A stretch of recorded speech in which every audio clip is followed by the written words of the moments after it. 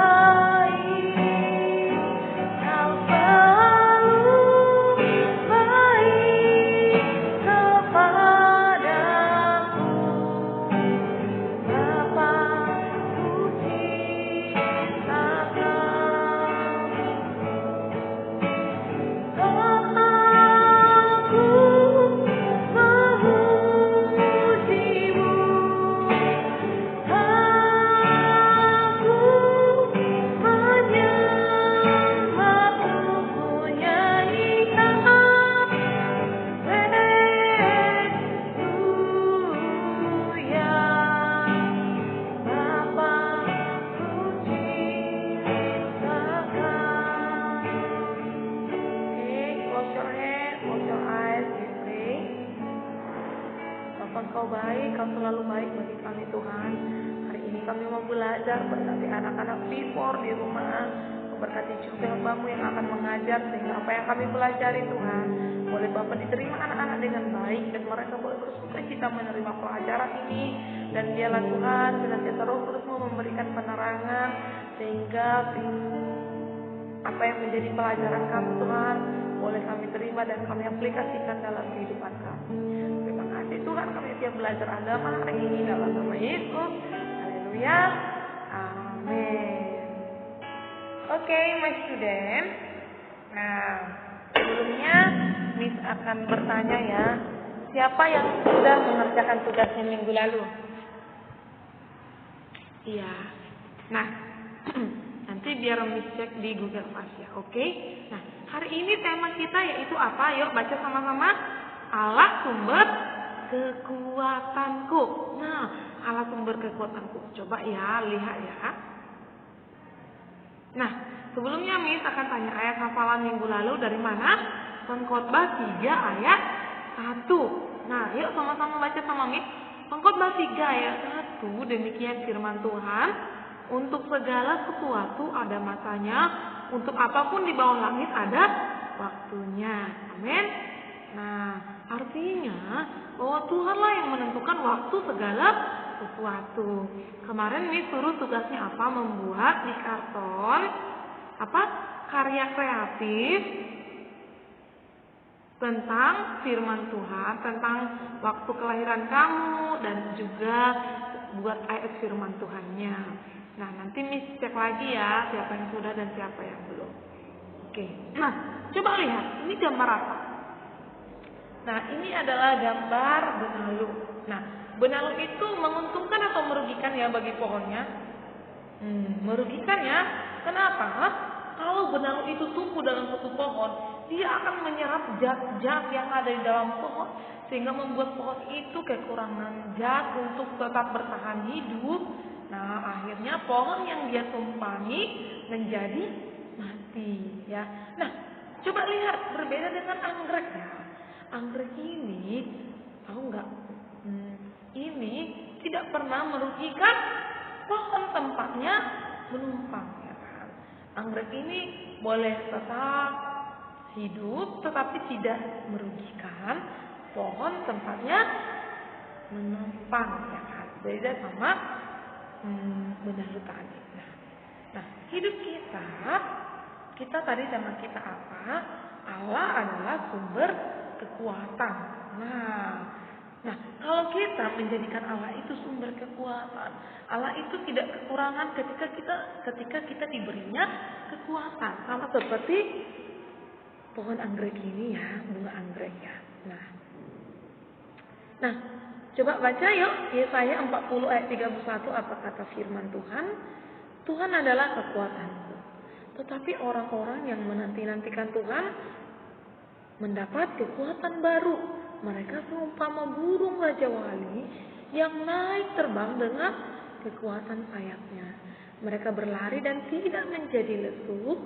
Mereka berjalan dan tidak menjadi lelah. Nah, katanya apa seperti burung Raja Wali. Tahu nggak burung Raja Wali? Ya, burung Raja Wali itu katanya setiap sekali 10 tahun itu punya masa tersendiri ya untuk memperbaiki semua sayap-sayapnya ya kan, untuk menumbuhkan bulu baru. Jadi dia bersembunyi di suatu tempat. Nah, di situ dia berganti bulu, nah tumbuh lagi baru dan kekuatannya juga baru. Ya.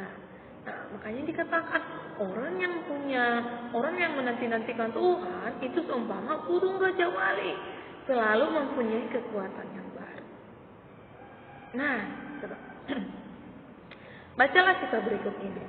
Intan adalah salah satu korban bencana banjir yang melanda Jakarta pada bulan Januari 2013. Rumahnya hancur diterjang banjir. Intan juga tidak bisa bersekolah karena sekolahnya juga hancur. Kini ia tinggal di sebuah tenda bersama dengan orang tua dan adiknya. Di lokasi pengungsian itu ada banyak juga keluarga yang kehilangan rumah dan sanak keluarga mereka. Setiap pagi Intan duduk bersama teman-temannya di teras sekolah yang dipakai sebagai tempat pengungsian. Mereka membicarakan rumah mereka yang hancur. Mereka bermimpi seandainya rumah mereka itu berdiri kembali, tentu mereka bisa tidur dengan nyenyak, tidak berdesakan seperti sekarang ini. Mereka juga bermimpi gedung sekolah mereka dapat segera berdiri sehingga mereka bisa bersekolah kembali. Apakah kamu juga mempunyai kisah yang sama mirip dengan yang dialami Intan saat ini? Hampir sama ya. Mungkin kita nggak bisa sekolah. Kenapa? Karena bencana yang sedang mengguncang dunia ini yaitu apa? Pandemi virus corona. Sehingga itu berpengaruh terhadap kita. Nah, apa yang kamu lakukan jika Intan menjadi temanmu? Nah, kita sedang mengalami hal-hal yang sama. Nah, apa yang sedang kita lakukan ya? Nah, coba. Apakah kamu punya cita-cita? Setiap orang tentu punya mimpi atau masa depannya kan? Tidak salah jika kita punya cita-cita atau mimpi untuk masa depan kita. Namun, mimpi itu harus diikuti dengan pengorbanan dan kerja keras. Nah, Miss tidak bisa bertanya ya apa mimpi kalian ya anak-anak Miss. Tapi Miss tahu kalian pasti semua punya impian. Ada mau jadi dokter, bahkan kemarin ceritanya Miss ya, banyak kalian mau jadi YouTuber ya kan. Nah, kita semua punya cita-cita, punya impian. Tapi impian kita itu harus dibarengi dengan apa? Usaha dan kerja keras serta pengorbanan yang tak habis-habisnya. Nah, tidak ada sesuatu yang bisa kita capai kalau tidak kerja keras. Nah, kalau ada yang mau misalnya cita-citanya jadi dokter, jadi orang besar nanti, maka harus rajin belajar dari sekarang. Nah, masuk latihan 1 ya. Nah, apa impianmu di masa yang akan datang? Tuliskanlah jawabanmu di dalam kolom berikut. Nah, ini ya impian dan harapanmu terhadap 1, keluarga apa? Kedua, sekolah apa? Yang ketiga, gereja apa? Nah, uraikan impianmu di sebelahnya ya. Oke, anak-anak Miss. Nah, Miss akan mengajar tentang seorang tokoh bernama siapa? Mika. Nah, Mika ini singkatan dari Mikaya yang berarti siapakah seperti Yahweh, berasal dari Moreshet, sebuah desa kecil di kaki perbukitan Yehuda. Mika adalah nabi yang dekat dengan rakyat yang menderita. Nah, Mika menentang ketidakadilan, korupsi dan penindasan yang terjadi di Yehuda dan Yerusalem. Para pemimpin memperkaya diri sendiri, sedangkan rakyat biasa orang miskin menjadi korban dari keserakahan mereka. Nah, Mika mengeluh kepada mereka yang berkuasa karena mengabaikan orang-orang yang miskin, tidak peduli dengan orang miskinnya. Seperti istilah zaman sekarang anak-anak Miss, yang kaya semakin kaya, yang miskin semakin miskin. Karena itu Mika menantang hal ini, karena Mika adalah hamba Tuhan. Dia tidak suka melihat ketidakbenaran. Nah, coba baca Alkitab kamu dari Mika 1 ayat 1. Yuk, dibaca ya, buka Alkitabnya 1, 2, 3 ya. Oke, sudah dibaca. Miss tidak sediakan ayatnya di sini, dibaca ya. Makanya disediakan Alkitabnya. Oke. Nah, kemudian baca lagi dari Mika 7 ayat 8 sampai 10. Coba dibaca. Oke ya. Selagi membaca boleh dijeda ya. Boleh dijeda dan dibaca firman Tuhannya. Oke. Nah, baiklah anak-anak Mir, kita lanjut materi. Mika memperlihatkan imannya kepada Allah yang besar. Nah, impian yang besar dari Mika misalnya seperti ini. Satu, Mika menunggu Tuhan karena Tuhan mendengar dan menyelamatkannya ketika dia meminta pertolongan. Apa yang diminta Mika? Yaitu supaya bangsa itu dibebaskan dari perbudakan itu tadi, ya kan? Banyak orang yang korupsi, ya kan? Sehingga yang miskin tertindas, ya. Tidak ada yang memperhatikan. Makanya Mika meminta pertolongan karena dia punya impian, dia ingin memimpin dalam cara yang benar. Dia ingin menyelamatkan bangsa itu tidak lagi di bawah kemiskinan, tidak lagi di bawah karakter, yaitu korupsi, ya kan? Kalau zaman sekarang namanya KKN, korupsi, kolusi dan nepotisme. Nah, siapa saudara baru bisa. Nah, tapi Mika menentang hal itu, ya firman Tuhan tidak senang dengan itu. Makanya firman Tuhan harus positif ya, tidak curang ya. Yang kedua, Tuhan akan membawa umatnya melewati masa-masa yang berat. Nah, Tuhan hadir ya di tengah-tengah masalah itu. Yang ketiga, Israel harus bersabar dalam penghukuman karena Allah akan membawa mereka melewati masa-masa yang gelap. Nah, masa-masa yang gelap pasti terlewati. Anak-anak mimpi seperti sekarang apa? Masa-masa yang gelap, yaitu corona ya. Banyak sekali korban di Jakarta. Bahkan di Medan pun sekarang sudah dikatakan zona merah. Hati-hati anak-anak ini, tetap jaga kesehatan. Nah, Tuhan sudah berjanji bahwa masa-masa yang gelap itu akan berlalu. Asal kita menanti-nantikan Tuhan. Katanya apa? Orang yang menanti-nantikan Tuhan seumpama burung raja wali yang selalu mendapat kekuatan sayapnya. Ketika berjalan tidak menjadi lelah, ketika berlari tidak menjadi lesu. Artinya, setiap hari Tuhan berikan kekuatan kepada kita, kepada anak-anak miskin. Maka kalau ada yang sakit, pasti sembuh, pasti terlewati semua, pasti Tuhan sembuhkan. Nah, kalau ada yang sedih hari ini karena sedang virus corona ini, maka Tuhan pasti memberikan kekuatan untuk melewatinya, menghiburkan kita. Oke? Nah, yang keempat, musuh-musuh mereka akan dihukum. Nah, artinya apa musuh kita sekarang? Yaitu corona ya. Kalau pada zaman Mika ini, Mika menyadari bahwa tugasnya sangat berat. Oleh karena itu Mika membutuhkan pertolongan Tuhan karena Tuhan adalah sumber kekuatannya.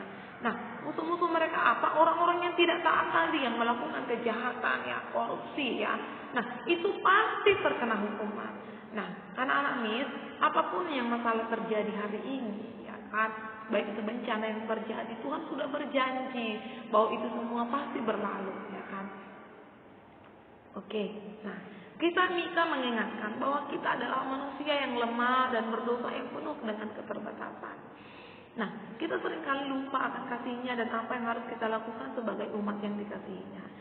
Seringkali kita jatuh ke dalam dosa, misalnya kita tahu bahwa menyontek itu salah, tapi kita masih juga melakukannya.